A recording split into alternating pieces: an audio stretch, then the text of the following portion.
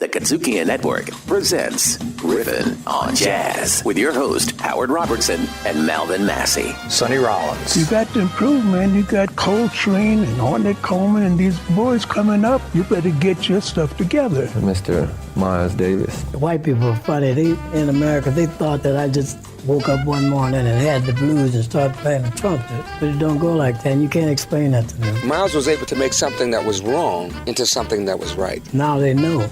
I'm not an accident. Riffin on Jazz.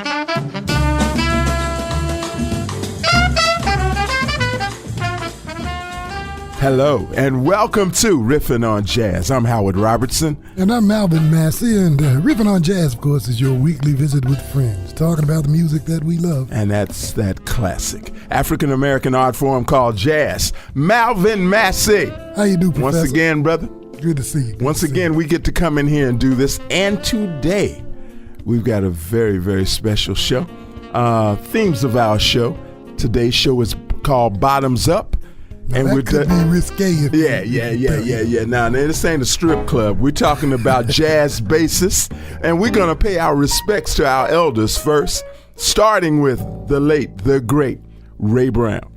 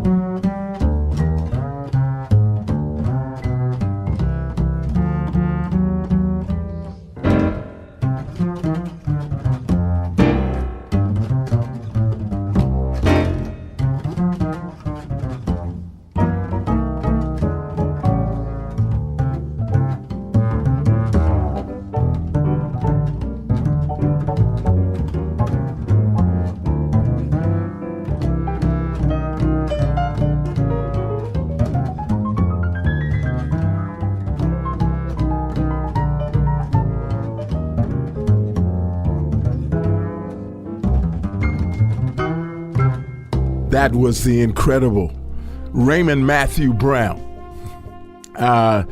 jazz classic jazz bassist, double bassist, upright. They called the other name for an upright bass is a double bass, and he, is very, very well known for the extensive work that he did with Oscar Peterson and the work that he did with Ella Fitzgerald, which included what? He was her husband for a while. And the cool thing about Ella and Ray Brown, when they broke up, it was not because of anything untoward. It was because they were both just so busy. Yeah. They were only married for like 6 years. Yeah. But they still kept working together and stuff. Yeah. And they had incredible great careers. Ray Brown? Yeah, that track was something for the boss, something for the bass boss. Okay. That's from his new 2 bass hit CD. Now check this out. We have had this conversation from time to time before. I just want to read you a list. It includes Ray Brown, George Benson, Billy Eckstine, Art Blakey, Earl Hines, Errol Garner, Ahmad Jamal, Henry Mancini, Stanley Turrentine, Phyllis Hyman, Billy Strayhorn, Dakota Staten, Shirley Scott, and Jimmy Ponder. Tell me, sir, what do all those people have in common? They like the Steelers. All over Pittsburgh. They were all born in Pittsburgh. Is that a who's who of musicians, but particularly jazz musicians, or what? Yeah, I mean, concentrated as far as like they don't span like a whole lot. What I'm saying is that a lot of them are right here together, there together in the 40s, 50s, right, in 60s, the same, 70s, in the same age like range. that. Most of them are in the same age and everything. So, these things are so interconnected, and we're going from Ray Brown to another classic upright bass player whose name happens to be Ron Carter. Softly as a Morning Sunrise. Oh, yeah.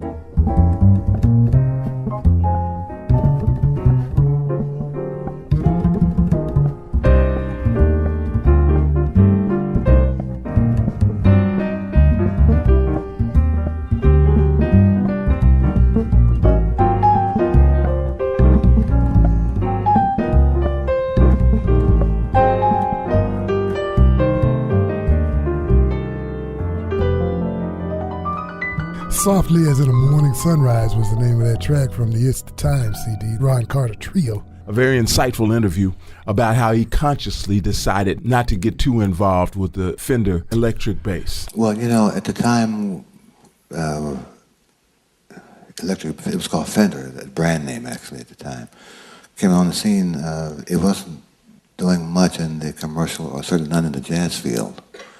And then Monk Montgomery, Wes Spalding, began to play with Lionel Hampton's band and made it do what other electric bass players hadn't done other than the rock and roll bass players, you know, 1-4-5-1.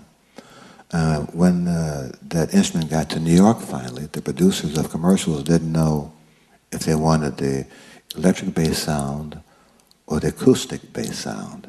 So all the upright players in New York ran out and bought these electric basses, George Vivier, Milt Hinton, Richard Davis, me, and for a while we were running around in cabs in New York with an upright on one arm and kind of dragging the bass along like a little red wagon down the street, you know. As it turned out, to work much on that instrument, you got to really play it really well. And as the level of skill on that bass by those players got better, you know, they made the electric bass do other kinds of things. It was clear to all of us that to be that competitive, you got to stop playing the upright. Well, I felt that wasn't okay for me. So once I made the decision that I would not have the time to be competitive with the skill level that those guys were developing on the electric bass, I just gave it to my son, and I started playing upright with a different kind of determination at that point, knowing that I'm free from this responsibility of being competitive with those players like ultimate Victor Wooten and Steve Bailey and all those, Marcus Miller and Tom Barney. They really make the bass do something, you know. I don't have that kind of time to be that competitive. So I'm comfortable just to play the upright and try to do what I can do. A very insightful interview about how he consciously decided not to play, not to get too involved with the Fender electric bass. A lot of cats did that, but some of them I think did it for convenience. But you said he didn't want to divert his focus. He wanted to be an upright bassist, and he was focused on that, and he was a tremendous one. Yeah. Holds the check this out, and you told me. Yeah. Holds the world record in the Guinness Book of World Records for 2,200 albums to his credit. 2,200 recording sessions to his credit. Yeah. Making him the most recorded jazz bassist in history. Ron Carter. And he's still working. You know. Still working. Yeah. At what? Is he 80? Not that old, is he? Yeah. Okay. I don't. Born in 37. Yeah. Born in 37. Yeah. I guess yeah, he was 80 last year. Yeah. Sure. Going on 81. He's still gigging strong. That's exactly right. Still playing strong. And he laid the foundation for this next guy that we're going to get into. And this guy's name is Stanley Clarke from Philadelphia, Pennsylvania. And I got some personal background with Stanley. Stanley was a wonder kid in the Philadelphia area, and so when I got there in '69, everybody was talking about him because he had played with everybody, and I was in college and he was on the road. So we're gonna get into some Stanley Clarke. My goodness, 3 wrong notes here on Riffin' on Jazz.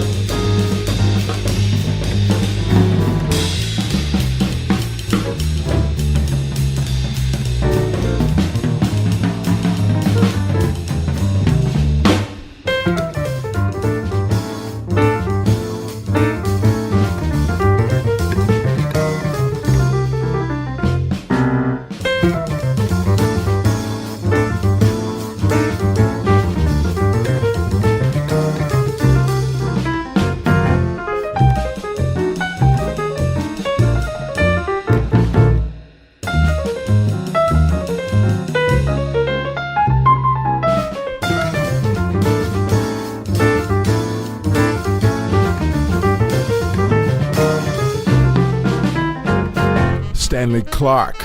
3 wrong notes, Right. like you said. Now, we were talking about guys playing both upright and electric. He was one who did both equally well. Yeah. Very, very well. Stanley Clarke, we want to tell you this. If you check us out, please look to check us out on Spotify, Apple Podcasts, Stitcher, TuneIn, or your favorite podcast provider. And of course, I'm talking about Riffin on Jazz on the KUDZUKIAN network. Hey, we're here every week, and you can get us somewhere. And we've just seen some stats, Malvin. Yeah. They're checking us out all over the world, baby. Did you know that? Yeah, I saw that. Larry sent it to me. Yeah. Yeah, it's pretty interesting. Larry's doing something decent, huh? Yeah. For a change. Make himself worth something. You know? Yeah. We're going to salvage this boy yet from Appalachia. We'll be back with more Riffin on Jazz after these messages.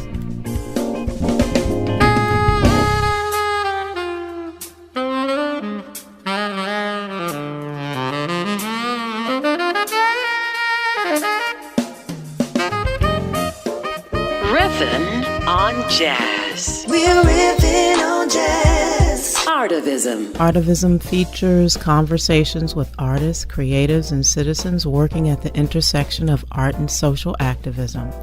And I'm Linda Steele, your host. I'm a grant maker, change maker, social venture capitalist, and I invest in individuals and projects that use the arts as a vehicle for social change. Artivism on the KUDZUKIAN network. KUDZUKIAN. Riffin on Jazz.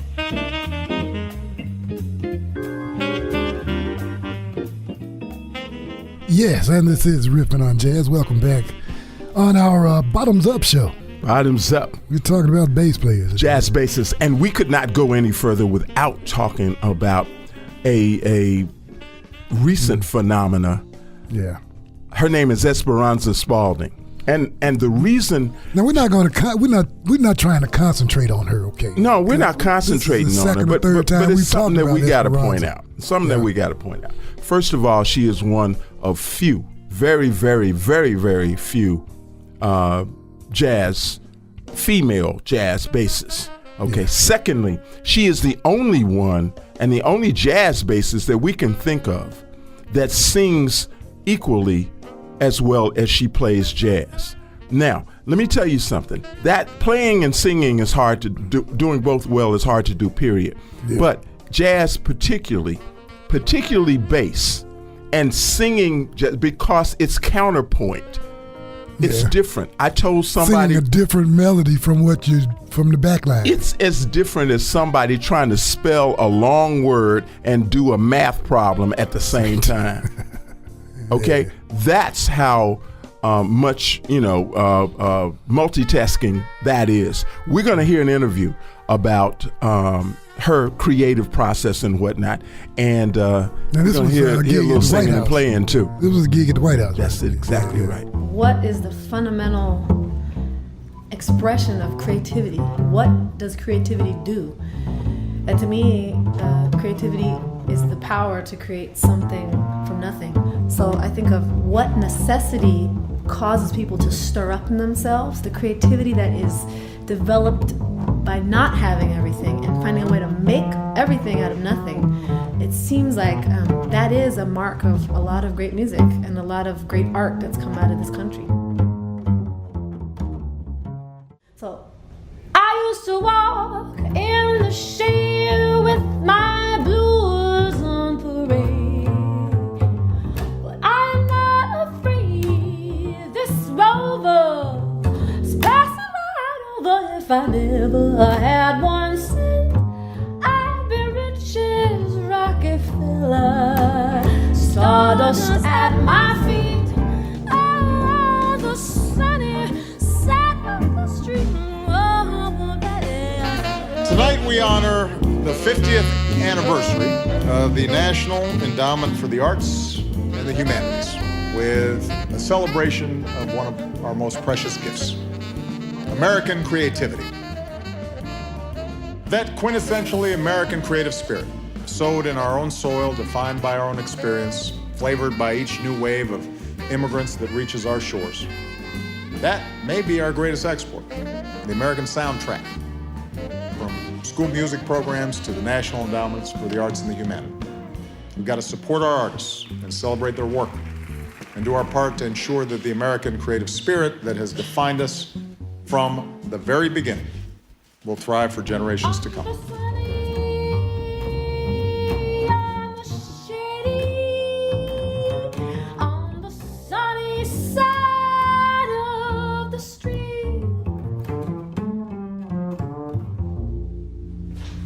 Esperanza Spalding. Very talented lady.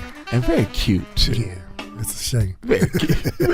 It's not a shame that she's cute. Well, come on. Okay. I know what you're talking about. Let's not get into it. Let's go head on. And we really have another interview coming up with this guy. And now, we got to spend some time on this cat. Okay, all right. Now, so say a little something about him going into the interview. Well, so he's one of the founding members of Foreplay. Right. If you don't know who Foreplay is Bob James, Nathan East, Harvey Mason, and Lee Ritenour, or Larry Carlton, or George Benson, Chuck Loeb, now Kirk Whalen's even. Right. But this cat, man, has, one thing I remember that I was thinking Bob James wrote all the music for Foreplay. And then this track came up, and I realized, wait, he wrote that, and I started looking. Nathan East wrote a whole bunch of music. He's written a lot of music over his career. He's not just a bass player; he's a composer, arranger, producer. This is fabulous. This is a fabulous interview. I'm not going to tell you what it is, but he talks about how playing bass absolutely, totally changed his life, and he's thankful for that. So we're going to check out Nathan East. You're listening to Riffin on Jazz on the KUDZUKIAN Network. And be sure to check us out on Spotify, Apple Podcasts, Stitcher, TuneIn, or your favorite podcast provider. Success is very humbling to me because I think of when I was coming up playing in clubs in San Diego, I only dreamt about playing with some of the people that I've met and played with and become friends with. And I'm very humbled by the fact that there are thousands of people that work just as hard as I have, that, there are thousands that are way better than I am, but just haven't had the breaks. And I couldn't tell you exactly how it happened. I know I worked very hard. I slept in the back of my car in front of the studio and really put in a lot of hours, to this day, trying to just further my knowledge on this instrument so that I can take charge of this responsibility, which is bringing music to people and making people happy. I was very liberated by the fact that I chose the bass. I was a shy kid in school, and didn't have too many friends, and nobody paid attention to me, no girls whatsoever. And when I picked up the bass and I was in the school cafeteria and I played a bass line to a James Brown song, all of a sudden, not only did I have a bunch of friends, there were some girls out there looking, and I thought, this is a liberating thing, and I'll be forever grateful for to this instrument for being the surfboard that I rode the wave of life on, and I'm still learning and still excited to meet people, and just I'm very humbled by the fact that life has been very good to me as a result of the decision to play bass.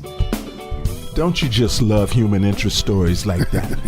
Now this young cat was like nothing in the hearts and minds of his schoolmates until he plays a James Brown cut in the cafeteria on bass.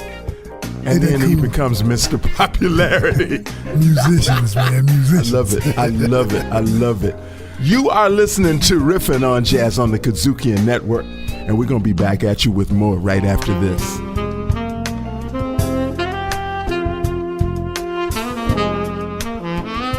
This is Riffin on Jazz on the KUDZUKIAN Network. We're ripping on jazz. DC of that funky politics fame, we got a brand new show. It's called Best in Blue. The Best in Blue will cover your Memphis Police Department and how they work to keep us safe day and night. Best in Blue on the KUDZUKIAN Network. KUDZUKIAN. Riffin on Jazz. On Jazz. On Jazz. On Jazz.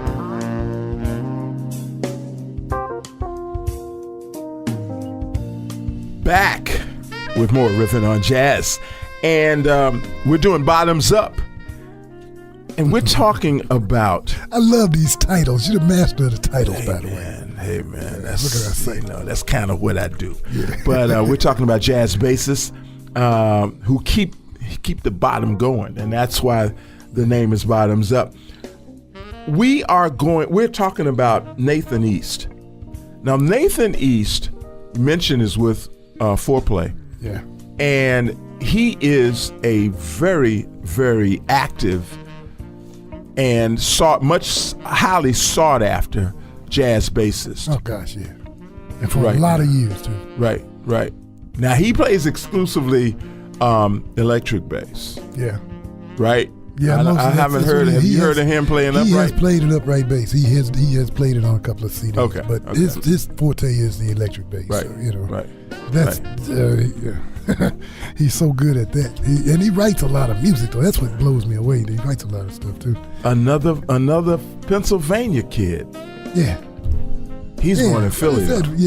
What is that about Philadelphia? I don't know, Pennsylvania rather. I don't know. He went to school in California, went to California, San Diego, and got out of there in '78. He was a founding member of Foreplay, which we mentioned before. But he has worked with Eric Clapton, Michael Jackson, Joe Santieri, George Harrison from the Beatles, Phil Collins, Stevie Wonder, Toto, Kenny Loggins, Daft Punk, Herbie Hancock, and many, many others. This cat's something else, man. He is something else. He's quite something else. And he's very, very thankful about his influences and his career and the places and people with whom he's played. So it's good to see a guy that's humble like that, and good to see a guy that knows that he's thoroughly and absolutely blessed and understands that it ain't all about him. Right on. And this one is about that road in California, 101 eastbound.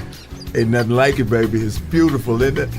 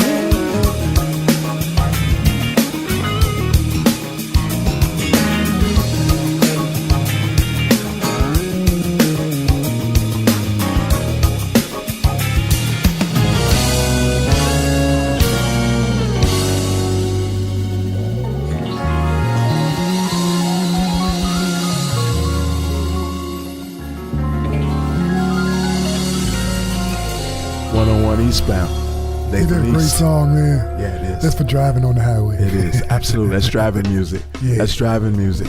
I want everybody to understand the nuance of that. You know, driving music. There are this kind of music that we're dealing with, particularly with jazz, is lifestyle music. Okay, it is music that can be listened to while you are doing most anything. And so when I talk about driving music, I'm talking about talking about just that. When you rolling down the road and you need something to enhance yourself, something to keep you up, something to keep you going and rolling, that's it. You know, just on the side of that, a lot of people say elevator music as if it's a bad thing. I think elevator music is great. You know, that's what in our younger days, that's when we used to call easy listening. That's right. Yeah, it was elevator music. But it's all lifestyle. It's all lifestyle stuff. You know what became that?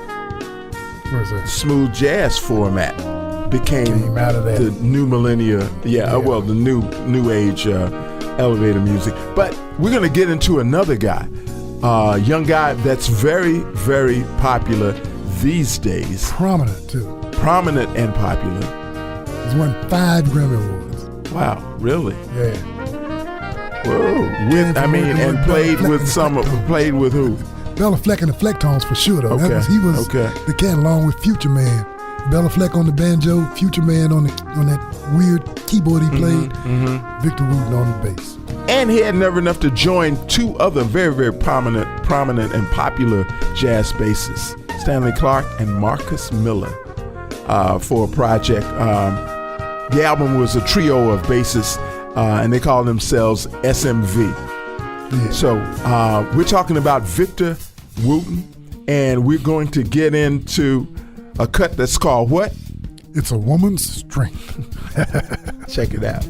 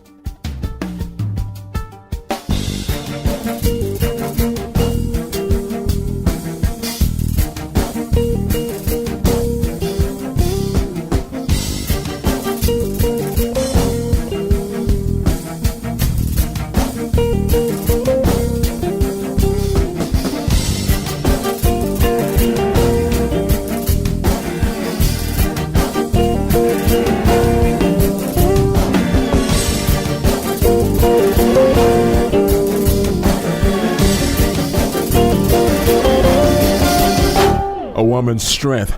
What do you think about that track? Victor, I love that. Yeah. I love that, man. That's I love an original that. from Sword and Stone. That's an original. He writes a lot of his music. Yeah. Bad boy. Victor Wooten, youngest of 5 Wooten brothers. Reggie, Roy, Rudy, and Joseph Wooten, all of whom are musicians. Reggie began to teach Victor how to play bass when he was 2. And by age 6, Victor was performing with his brothers. They were an Air Force family, and they moved around a lot, and they ended up in Newport News, Virginia. So this guy has been playing since age 2. And you can tell. He's been playing as long as he can walk. And you can absolutely tell. So that brings us almost to the conclusion of another thing. So who are we going out with? So there's this cat, his name is Brian Bromberg. So he's been around for a while. Brian Bromberg, he's played with a lot of different people on a lot of different CDs. He's one of those cats that was around in the GRP days where GRP was in the heyday. Really? Brian Bromberg, he's what can I say? They say he's in the genre of smooth jazz, but Brian Bromberg can play them all. He does straight ahead jazz. He's got one CD. He's got a tune called Buddha Belly that is so cold-blooded. It's 9 minutes long, and it's altogether straight up hardcore bass solo. It's neo jazz, not smooth I'm sorry, jazz. neo jazz.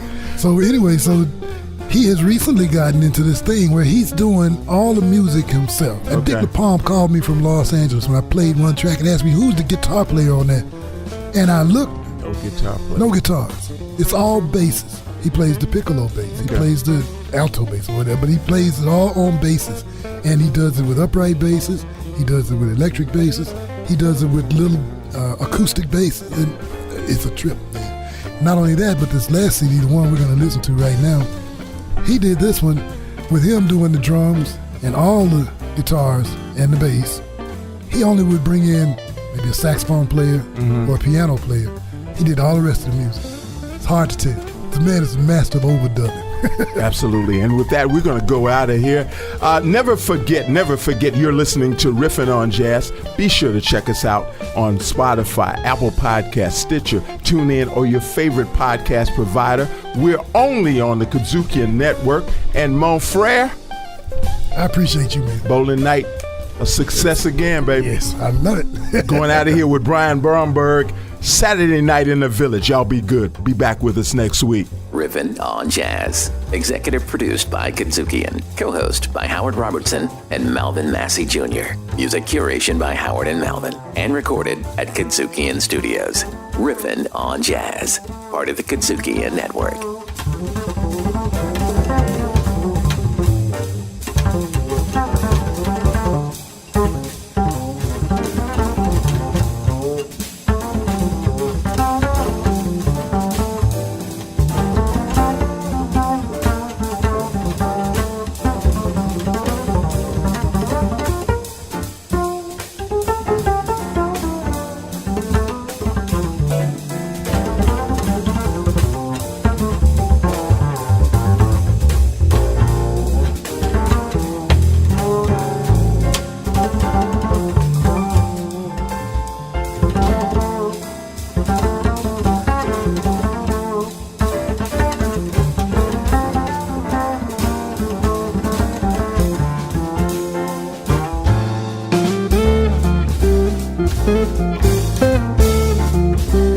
Thank you.